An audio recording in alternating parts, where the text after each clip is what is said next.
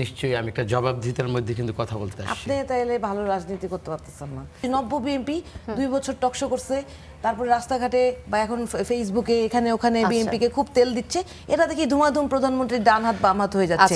আমি টকশোতে এসে সত্য কথা বলতে কিন্তু আমি দুইবার নিচ থেকে আমি অ্যারেস্ট হয়ে গেছি। সংসদীয় বিশেষ কমিটির অন্তর্বর্তী সরকারের গুরুত্বপূর্ণ 20টি অধ্যাদেশ, বিচারক নিয়োগ, স্বতন্ত্র বিচার বিভাগীয় সচিবালয়, গুম প্রতিরোধ ও দুদক সংস্কার এখনই পাশ না করার বা বাতিলের সুপারিশ দিয়েছে। এ প্রসঙ্গে অ্যাডভোকেট হুমায়রা নূর যেটা বলছিলেন যে নিয়োগ পেতে গেলে সরকারের দলদাস হতে হবে।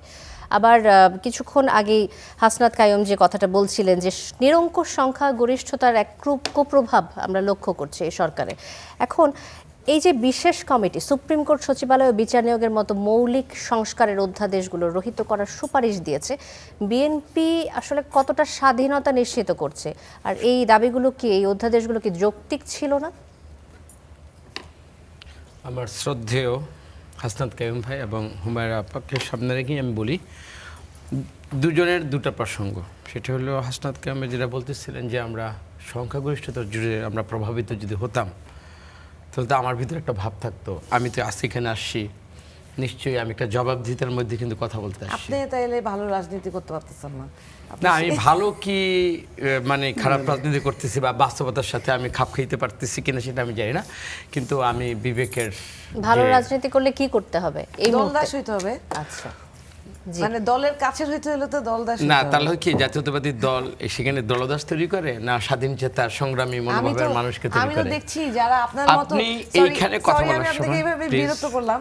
আমার একটা দুঃখের জায়গা আছে। ধরেন আমরা এনসিপি তো নতুন রাজনীতি করতে এসেছে, তার আগে তো সবার পরিবারে অন্যান্য রাজনৈতিক দলের লোক ছিল না, তো পরিবারে তো বিএনপির লোকজন আছে। দুঃখ কি জানেন, যারা আদি আমল থেকে বিএনপির রাজনীতিটা আদর্শিক রাজনীতিটা করে তাদের কোনো দাম নাই। দাম হচ্ছে যে নব্য বিএনপি 2 বছর টকশো করছে, তারপরে রাস্তাঘাটে বা এখন ফেসবুকে এখানে ওখানে বিএনপি কে খুব তেল দিচ্ছে। এটা দেখি ধুমাধুম প্রধানমন্ত্রীর ডান হাত বাম হাত হয়ে যাচ্ছে। আর এই যে ভাইরা ভালো কথা বলবেন, বিবেক দিয়ে রাজনীতি করবেন, আমি জানি না ভাইয়ের ভবিষ্যৎ কি। কামরুজ্জামান রতন, আমার ভবিষ্যৎ, আমি আল্লাহকে বিশ্বাস করি এবং আমি স্বাধীন চেতা মানুষ। আপনি যতটুকু এখানে আপনি হুমায়রা আপা দুইটা কথা বলেছেন, ইলিয়াস আলীর সাথে আমরা জানি সবাই গুম এবং সাজুদুল ইসলাম সুমন, আমি একই আমার যে পুরনো এয়ারপোর্টে বাড়ি, ও আমার খুব সন্নিকটে এবং আমার খুব ঘনিষ্ঠ ছোট ভাই ছিল। দুজনেই গুম, দুজন নিখোঁজ। তা আমি তো তাদেরই সাথে ছিলাম।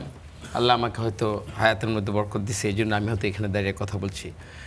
এখন আমি যেটা বুঝি, আজকে যে প্রসঙ্গটা নিয়ে আমরা এখানে আসলাম, একটা সময় কিন্তু আমাদের এখানে যে উপস্থিতি এবং এখানে যে ফেসিস্ট পতিত সরকারের মানে ওরা যে নেই, এটা তো প্রথম আমাদের কিন্তু সবার কিন্তু এই ব্যাপারে প্রথম একটু পিছনে ফিরে তাকার মানে দেখানোর দরকার ছিল যে কোন পরিস্থিতিতে এই টকশোতে এসে আমরা কথা বলতে পারতাম না। আমি টকশোতে এসে সত্য কথা বলতে কিন্তু আমি দুইবার নিচ থেকে আমি অ্যারেস্ট হয়ে গেছি।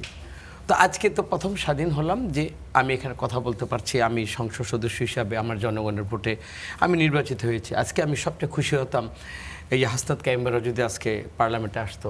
উনি তো আমাদের ট্রেজারি বেঞ্চেরই, কিন্তু ওনার সাথের লোক কিন্তু আমাদের জুনায়েদ সাকিব ভাই, ওনারা কিন্তু নূর, ওরা কিন্তু আসছে।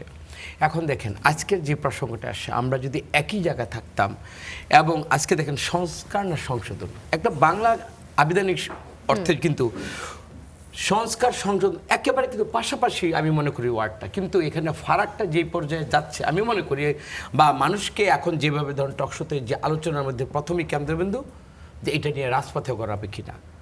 আমি রাজপথে গড়াবার, রাজপথে মানে আপনার যে কারো সংগঠনে যে কোনো অধিকার নিয়ে কথা বলার অধিকার আছে, সেটা আমরা অবশ্যই স্বাগত জানাই, কিন্তু সেটাকে অবশ্যই যৌক্তিক হতে হবে এবং জনগণের কাছে যদি ওটা অ্যাকসেপ্টেড হয়, তারপরে কিন্তু এই পার্লামেন্টের মধ্যে কিন্তু এনসিপি এবং জামাত ইসলামের ভাইয়েরা ওইখানে আছে, ওদিনকে ওয়ার্কআউট করেছে।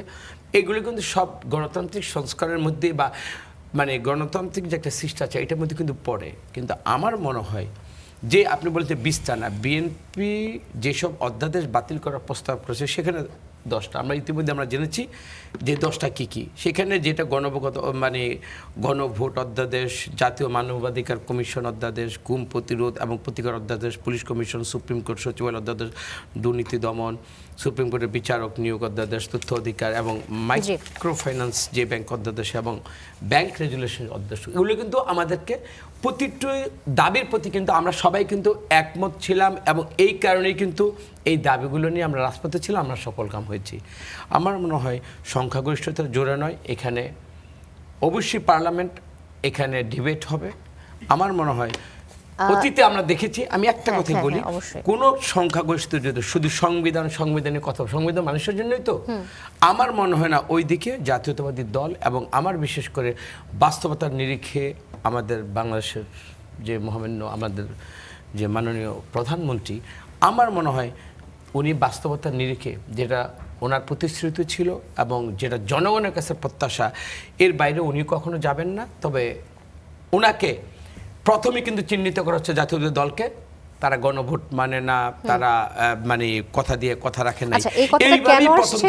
কিছুক্ষণ আগে কামরুজ্জামান রতন, হাসনাত কাইয়ুম যেটি বলছিলেন, আপনি আসার কিছুক্ষণ আগে বলছিলেন যে আসলে প্রথমে তো বিএনপি ঐকমত্য কমিশনের সময় এই বিষয়গুলোতে একমত হয়েছিল, কিন্তু এখন তাহলে কি হলো? ক্ষমতায় আসার পর কেন তাদের অবস্থানের পরিবর্তন হলো? দেখেন, জুলাই সনদে যেটা আমাদের সংসদ প্লাজায় যে 30টার উপর সব 32টা দল যেখানে আমাদের ঐক্যমতে আমরা আসছিলাম, ওখানে তো বিএনপি প্রথম সাইন করেছে। আমার মনে হয় না যেগুলো সেটেলড এবং যেগুলো বিএনপি অলরেডি সাইন করেছে এবং সবার ঐক্যমতের ভিত্তিতেই, আমার মনে হয় না বিএনপি থেকে সরে আসবে।